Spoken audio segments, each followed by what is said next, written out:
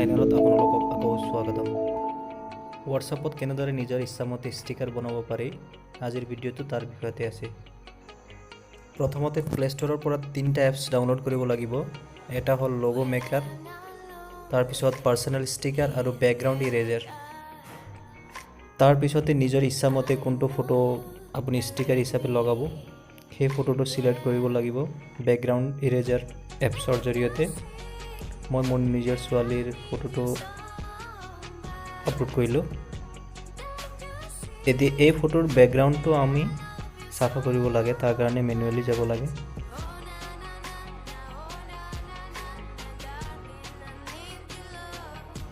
প্ৰথমে ডাঙৰ ব্ৰাছ দি মাৰি আছোঁ, আউটসাইডটো যিমানখিনি আছে ইৰেজ কৰিম। তাৰপিছত এইখিনি আকৌ জুম কৰি পেলাই আকৌ ক্লিন কৰিম যাতে ধুনীয়া হৈ যায়, পিছৰ বেকগ্ৰাউণ্ডটো ক্লিয়াৰ হৈ যায়।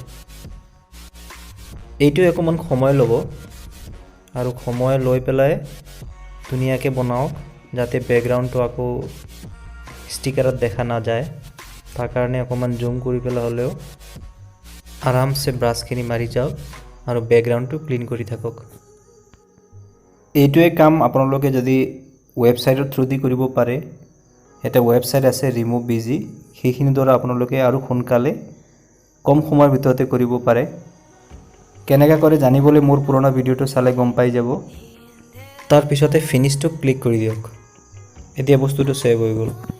এতিয়া আকৌ নেক্সটত কৰিম আমি লিখা ষ্টিকাৰ। তাৰ কাৰণে আমি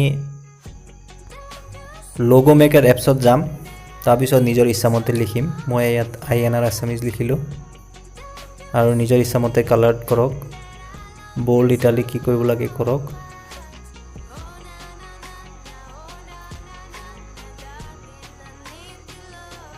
সেয়া মই চিলেক্ট কৰিলোঁ, চাইজটো ফিটিং কৰক, তাৰপিছতে ছেভটো কৰি দিয়ক।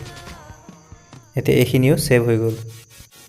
ঠিক এনেদৰে আপুনি যিখিনি বস্তু আপোনাক লাগে, যিখিনি দৰকাৰ সেইখিনি গোটেই বস্তু ছেভ কৰি আপুনি পাৰ্চনেল ষ্টিকাৰ এপছটো অ'পেন কৰক। ইয়াত এয়া চাওক অলৰেডি অ'পেন হৈ আছে আৰু যিখিনি বস্তু আছে সেইখিনি এড কৰি দিয়ক। যিখিনি অলৰেডি আপোনালোকে বনাইছিলে সেইখিনি এড কৰি দিয়ক। এতিয়া এইবিলাক আপুনি বনোৱা ষ্টিকাৰখিনি ৰেডি হৈ গৈছে। এতিয়া আপুনি যিকোনো সময়ত হোৱাটছআপত চেণ্ড কৰিব পাৰিব।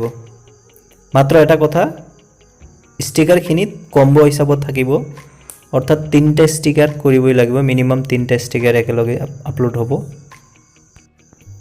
এতিয়া এইখিনি ফৰৱাৰ্ড কৰিবৰ কাৰণে আপুনি নিজৰ হোৱাটছআপত যাওক। এতিয়া আপোনালোকে যিখিনি ষ্টিকাৰ বনাইছিলে সেইখিনি এড হৈছে নে হোৱা নাই চাবৰ কাৰণে এই স্মাইলিং ফেচ থকা তাতে ক্লিক কৰক আৰু নেক্সটত আকৌ ক্লিক কৰি যাওক ৰাইট চাইডে। এইখিনিতে আপোনালোকে পাই গ'ল যি বৰ্তমান আমি বনাইছিলোঁ ষ্টিকাৰ কেইটা, যিখিনি এড কৰিছিলোঁ সেইখিনি এতিয়া আপোনালোকে নিজৰ ইচ্ছামতে আপুনি ফৰৱাৰ্ড কৰিব পাৰে। দেখাটো ভাল। যিবিলাক ভিউৱাৰ্ছক মোৰ এই ভিডিঅ'টো অকণমান হ'লেও ভাল লাগিছে, প্লিজ লাইক, শ্বেয়াৰ আৰু ছাবস্ক্ৰাইব কৰিবলৈ নাপাহৰিব। Thank U.